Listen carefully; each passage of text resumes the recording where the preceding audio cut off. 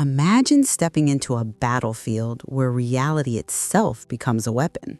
The Spanish army, over centuries of wars, rebellions, and empires, mastered the art of the unexpected, where strategy met illusion and courage walked hand in hand with madness. Spain's long military history is filled with strange, ingenious, and sometimes unbelievable tactics that left enemies bewildered. During the Reconquista, the long, brutal campaign to reclaim Iberia from Muslim rule, Spanish knights used psychological warfare as skillfully as their swords.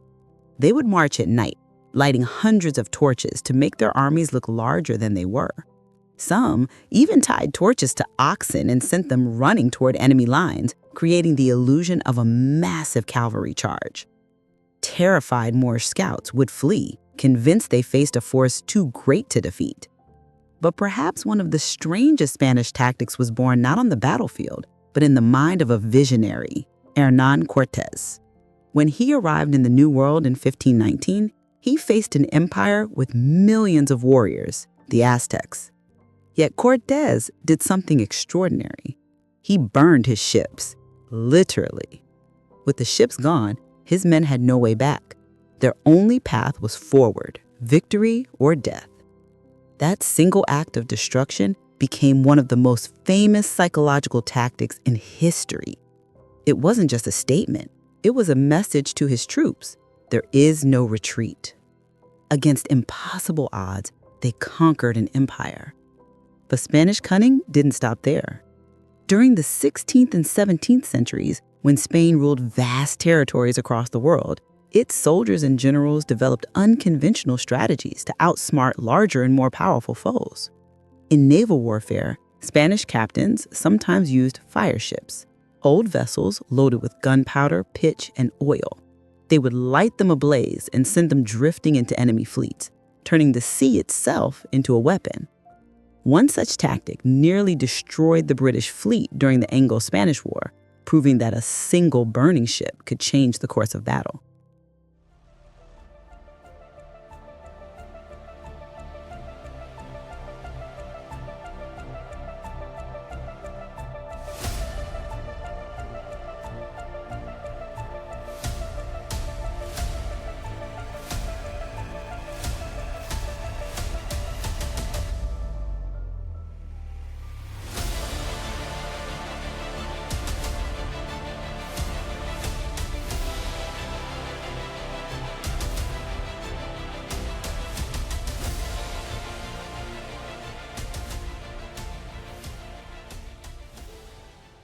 Then there were the guerrillas, Spain's shadow warriors.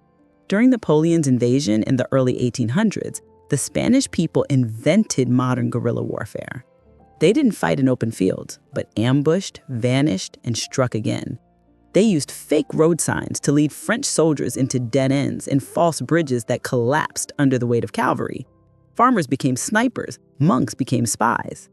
Napoleon's mighty army, which had conquered all of Europe, was bled dry by peasants who refused to play by the rules. The word guerrilla, meaning little war, was born in Spain, and it would change warfare forever. But not all of Spain's strange tactics came from military brilliance. Some came from superstition and sheer audacity. In the 1930 Spanish Civil War, both sides used religious symbols and strange rituals to protect themselves. Soldiers wore medals of saints under their uniforms, believing divine protection would stop bullets.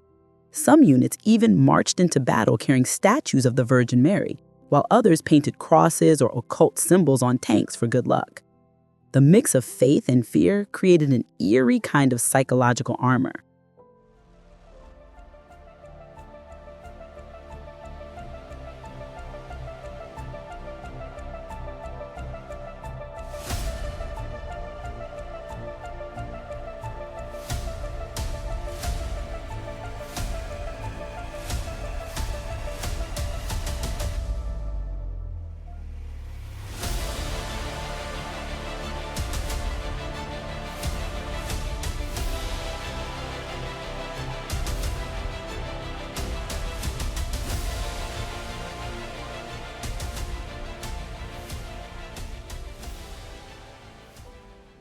Then there were the fake broadcasts and rumors, a different kind of warfare altogether.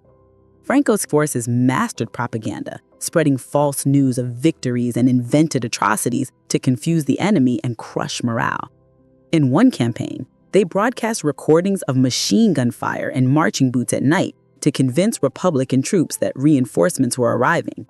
The exhausted soldiers surrendered to an army that didn't exist. Even centuries earlier, Spanish commanders had used sound as a weapon. In colonial battles across the Americas, drums, horns, and chants were used to terrify native opponents unfamiliar with European warfare. In some cases, the Spanish even disguised their cannons to look like monsters, decorating them with painted faces and calling them dragons. When fired, the deafening sound made local warriors believe they faced creatures from another world. And as warfare evolved, so did Spain's unorthodox thinking. During World War II, Spain remained officially neutral, but secret operations continued. Spanish intelligence used double agents, forged documents, and clever misinformation to manipulate both the Allies and Axis. One of the most famous was Operation Mincemeat, a British plan secretly supported by Spanish authorities, where a corpse dressed as a British officer carrying fake invasion plans washed up on Spanish shores. The Germans fell for it, moving troops away from the real invasion point in Sicily. It was one of the greatest deception operations in history, and Spain's coastline was the perfect stage for the performance. Even in modern times, Spanish special forces have kept that same tradition of cunning. The La Legión, Spain's elite unit, is famous for psychological endurance tests, marching in brutal heat, chanting songs of death and courage that intimidate enemies long before battle even begins. Their presence alone is a weapon of fear.